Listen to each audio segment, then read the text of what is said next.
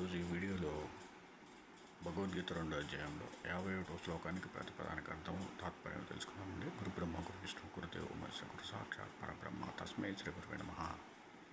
కర్మజం బుద్ధియుక్తా ఫలం త్యక్త్వా మనీషిణః జన్మబంధ వినిర్ముక్తాః పదం గచ్చంత్యనామయం.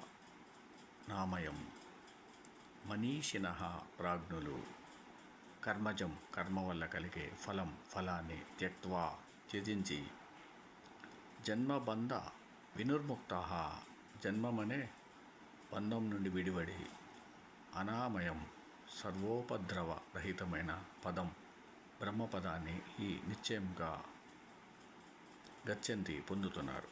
తాత్పర్యం: నిష్కామ కర్మయోగులైన ప్రాజ్ఞులు కర్మల వల్ల కలిగే ఫలాలను త్యజించి జన్మబంధాల నుండి విడివడి సర్వోపద్రవ శూన్యమైన బ్రహ్మపదాన్ని పొందుతున్నారు.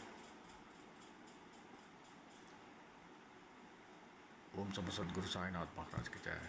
ఓం సమ సద్గురు భరద్వాజ్ మహారాజ్ కి జయ. ఓం నమో వాసుదేవాయ నమః.